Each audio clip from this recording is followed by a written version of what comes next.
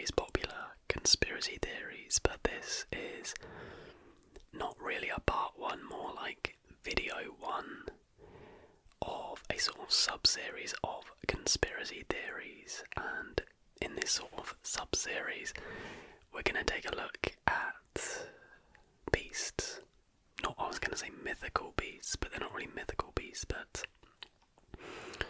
3 creatures that their existence are up for debate, and they are the Loch Ness Monster, Bigfoot, and the Yeti.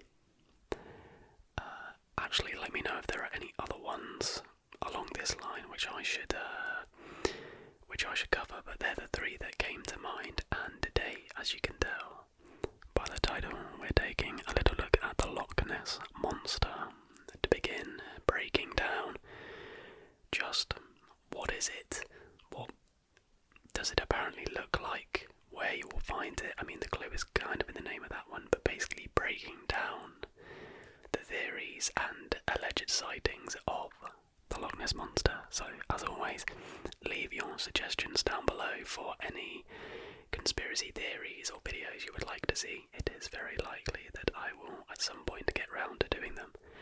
But let's crack on with this video and take a look into the Loch Ness Monster. So, the Loch Ness Monster, or Nessie as she is commonly referred to, is one of the world's greatest unanswered questions. But with over 1,100 recorded sightings of the Loch Ness Monster, there's no question that people are seeing something. So just how much do we really know about Nessie and her extraordinary Loch Ness home? Well, let's get started. This first section is called A Monster Playground. Before we delve deeper into tales of sightings and theories, let's look at Nessie's epic playground, Loch Ness. Just how might a monster manage to hide in these waters? One of the best ways to experience Loch Ness is from the water, because quite simply this loch is on a scale you've never seen before. Here, monster myth and legend meet vast, wild and beautiful landscapes. Picture dark waters, ancient forests and cloud-kissed mountains under soaring skies of fiery sunsets, the majestic ruins of Urquhart Castle standing guard. Legend tells us that Loch Ness was created in anger by the Celtic Winter Queen, the goddess Darkbearer, or Galec Bur. When her maid Nessa was late to attend to her duties, Bearer raged and transformed Nessa into a river, the River Ness. Nessa eventually managed to escape the confines of the river, stretching to become the deep waters of Loch Ness. The perfect location for a mystery then, and for an unforgettable adventure. Whatever you can discover there, one thing is for certain: Loch Ness is a place like no other. So, diving into some of the essential facts about Loch Ness. Lying at the eastern end of the Great Glen, or Glenmore, Loch Ness stretches for 23 miles or 37 kilometres from Inverness on the east coast right to the bustling village of Port Augustus, halfway along the Great Glen. Walking along the water's pebbly edge at Dorr's Beach, the distant shoreline vanishes in a blue blurring of water and sky. The narrow, deep glen runs right across Scotland east to west, following the line of the 380-million-year-old Great Glen Fault, and was carved out by glaciers during the last ice age. This trench-like landscape means Loch Ness is deep, reaching incredible depths of 230 metres or 754 feet at its deepest point, just north of Urquhart Bay. Here, Edinburgh Castle or London's Millennium Wheel could be submerged almost twice. These immense depths and remarkable length mean that Loch Ness holds the largest volume of fresh water in the UK.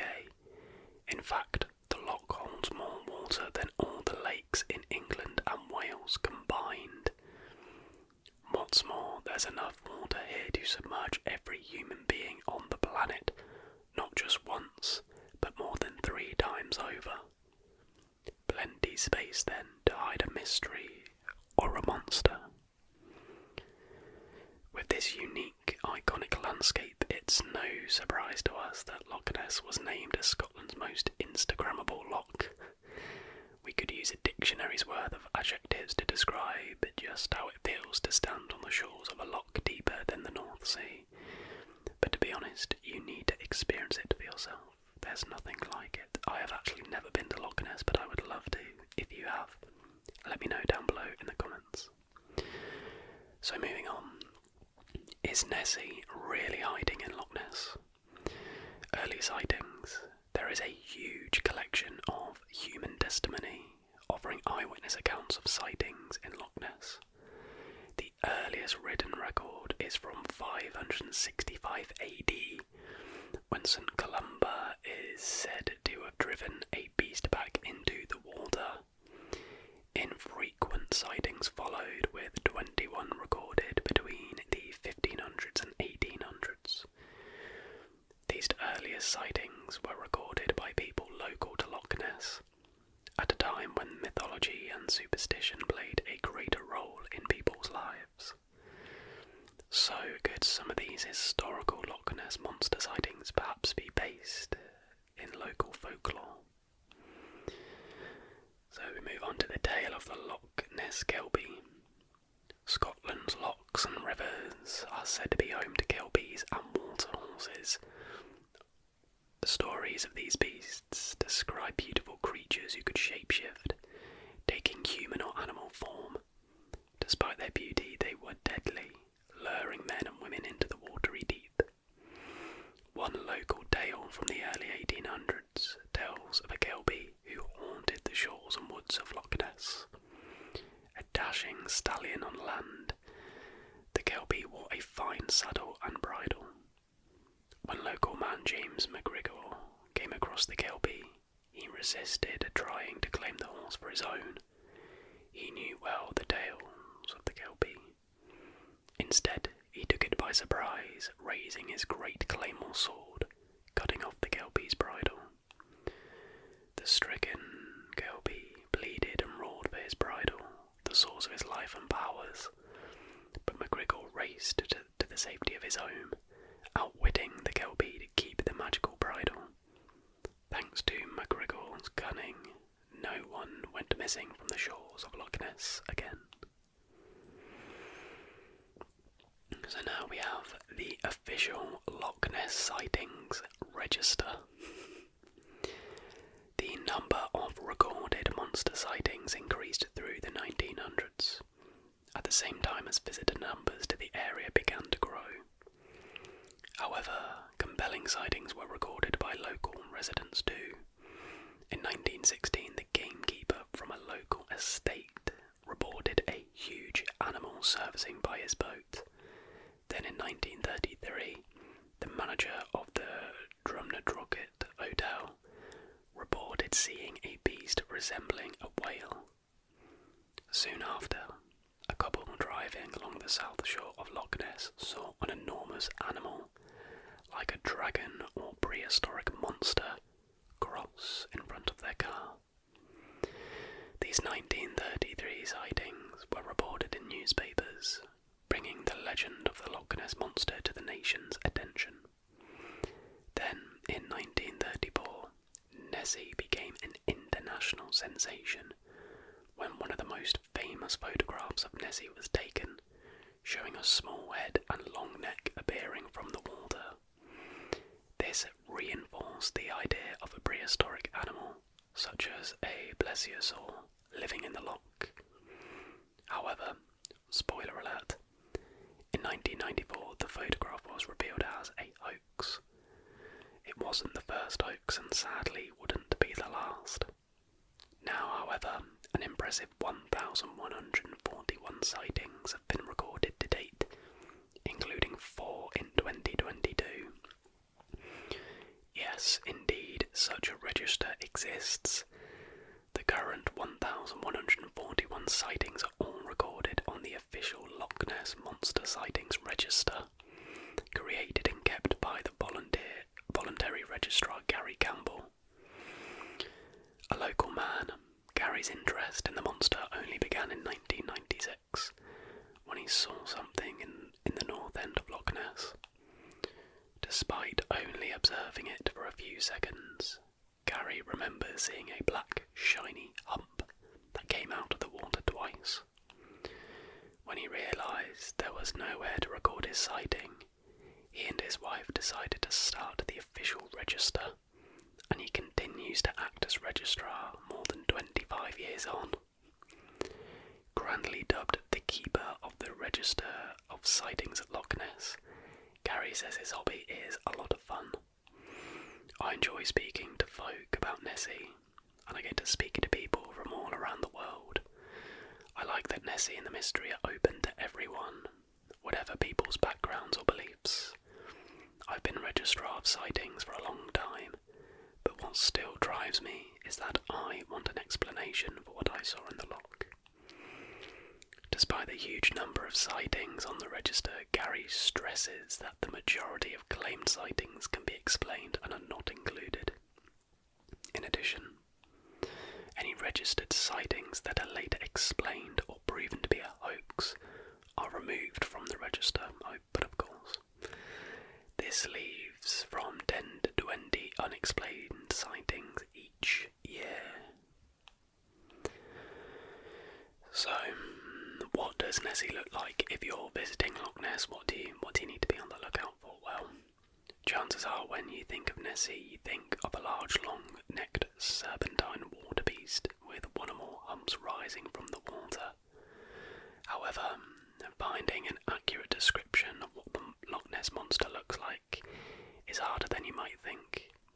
Reports vary greatly in description, size, and activity on the water.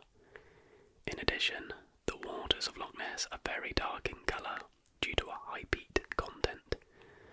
Underwater visibility is severely reduced near the surface, and there is no visibility at all from 9 metres and below. While the multi-humped sea serpent-like creature has most often been described, other sightings describe a black scaly dot in the water, a whale-like object, something with an elephant-like head, a long-necked beast, and something like an upturned boat. The description of a prehistoric animal from 1933 suggested at a survivor of the plesiosaurs, the flippid marine reptiles that coexisted with dinosaurs. A further prehistoric connection came with the discovery of a Pterychthyoids malarii fossil near Loch Ness. This small, ancient, armoured fish lived in freshwater lakes and used flippers to move around. The fossil, nicknamed Bessie, or prehistoric Nessie, is now on display in Inverness Museum and Art Gallery. Who knows how Bessie could have evolved over time? Now, this is probably where the fun is ruined. This section is, and what does the science say? By the 1960s, the consistent sightings in Loch Ness caught the interest of the scientific community, while the more sensational suggestions, such as that of a plesiosaur living in the loch, were generally discounted. Scientists were willing to consider that the vast depths could be home to something undiscovered. The first expedition was from Oxford and Cambridge Universities in 1960. They quickly established that the multi-humped sea serpent sightings, which had increased from the 1800s, were in fact undulating boat wakes. This corresponded with an increase in boat traffic on the loch following the opening of the Caledonian Canal in 1822. In 1962, the Loch Ness Phenomenon Investigation Bureau, very fancy, began surf surface surveillance of the loch, quickly establishing a connection between calm weather and Nessie sightings. Furthermore, they revealed a range of illusions created on the loch. Only the top layer of water in the loch warms and cools with the seasons.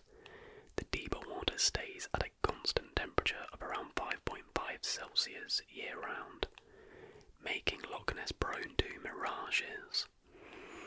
These occur most often in calm weather, making objects look larger.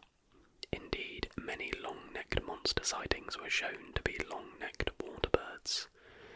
Other sightings were attributed to misinterpretations of wind slicks, seals, deer swimming in the loch, floating logs, and birds flying past the camera.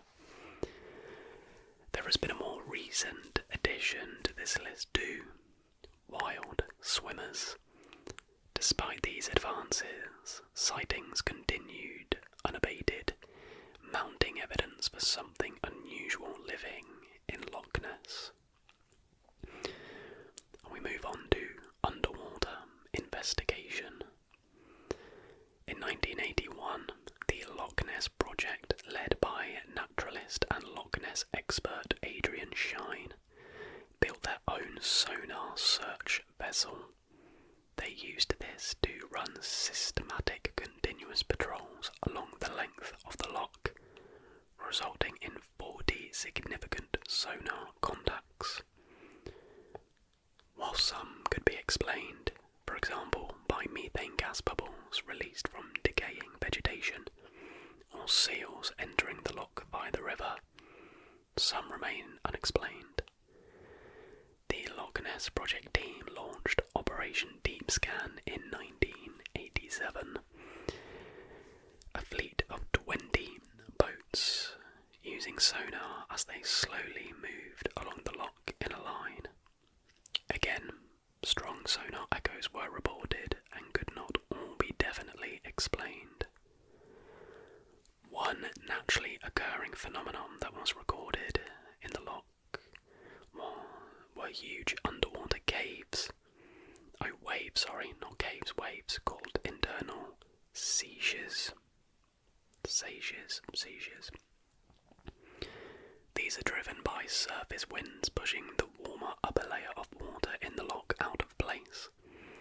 When the warmer water swings back, this creates waves in the top of the denser, colder layer of water below. These internal seiches are common in Loch Ness and have been seen to move floating objects such as logs through the water in the opposite direction to the prevailing wind. Something to remember when you're watching closely for a monster. So, what do the experts now believe? The Loch Ness project naturalist Adrian Shine has been studying Loch Ness for more than 50 years. He reiterates the power of illusion and misconception on the water, and the results of decades of research to understand the loch's habitats. He explains, Loch Ness may be the most famous loch in the world, but that doesn't mean that it is understood. To understand it, and to make sense of the mystery, you must do more than just look at the loch. You must discover what you can't see by looking at the surface. Adrian welcomed the results of the recent environmental DNA study, with the new evidence contributing to the bank of scientific knowledge about Loch Ness. He believes that researchers are now left with 3 possible Loch Ness monster theories, all of which are large fish, sturgeon, European catfish, and the giant eunuch eel. In considering each of these possibilities, Adrian noted while the sturgeon evaded the DNA study, we should keep in mind that this is a migratory fish, not usually found in our freshwater lochs. It is possible that there are rare occurrences when a large sturgeon has entered the loch in search of a mate before returning to sea. The European or Welsh catfish is not native to the UK, although some were introduced here in the 1900s. It's possible one or two have made their way into Loch Ness, and these fish can live for a long time.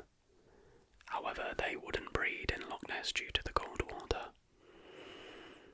Eels are known to be in Loch Ness, and this corresponds with the volume of eel DNA found in the survey. A eunuch eel which doesn't return to breed at sea might stay in the loch and grow unusually large. However, the DNA study would return the same results whether there were lots of smaller eels or a few large eels. Adrian concludes, and so the mystery, the fun remains. There will be a Loch Ness monster as long as people want there to be. And now this talks about the monster hunter. Here we go. Another man who has devoted much of his life to the search for Nessie is Steve Feldham, known as the Monster Hunter. After a family holiday to Loch Ness in 1970, when he was 7, Steve became fascinated by the mystery. In 1991, he became a full-time monster hunter. I can't even begin to imagine what his salary is. Must be incredible. First touring the Lochside and now based at Doris Beach, Steve has set a world record for the longest vigil of looking for the monster. Steve says, when I first came, I was looking for something like a plesiosaur, like the rest of the general public. But over the last 25 years, I've found that wasn't likely. My best guess now, the jury is out, but I'd suggest a Welsh catfish, but we really don't know. The best evidence I've seen are the sonar contacts made by the crew's Loch Ness boat, which has made several large contacts near the very bottom of the loch near Invermoriston, including one the size of a transit van. There is definitely something big at the end of the loch. And so the Loch Ness mystery remains. In today's world of advanced technology, it's truly astonishing that there is still no conclusive evidence to solve the mystery of the Loch Ness monster. It is true, though, many sightings can now be explained. The wealth of scientific study has also resulted in a valuable understanding of Loch Ness, the processes that occur within it, and the types of creatures that can survive in its cold, dark depths. However, given the loch's vast volume and the practical difficulties in surveying it all at once, it seems entirely possible that it is home to something not yet discovered. Remember the reported unidentified DNA, and how about those unidentified sonar echoes right down in the depths of the loch, 5 meters or 6 meters in length, the size of a transit van. Nessie has become a legend, as epic in her own right as the vast, spectacular loch she calls home. Now it's over to you. Will you come and experience Loch Ness for yourself, and will you be one of the lucky few to report a sighting? And that is that. That is a sort of history and breakdown of the Loch Ness monster theory / belief. I think, was it Gary or the guy does the registrar? He summed it up perfectly by saying Nessie will always exist as long as people want her to. Because I think the majority of people know there's not actually a Loch Ness monster, but it's just fun to believe, and you know, it keeps the kids entertained if you're going on holiday to Scotland and you just say, oh, make sure you're on the lookout for the monster or whatever. But I like to believe there is something. I don't think it's a dinosaur, but to be fair, if there's like a 6 metre long eel, I would class that as a monster, so maybe it's that. Who knows? Let me know your thoughts down below, but that is going to do it for this evening's video. I really hope you did enjoy this one. If you did, then please leave a like, and if you're new to the channel, consider subscribing. We've got so much just incredible content here. But until the next video, everybody,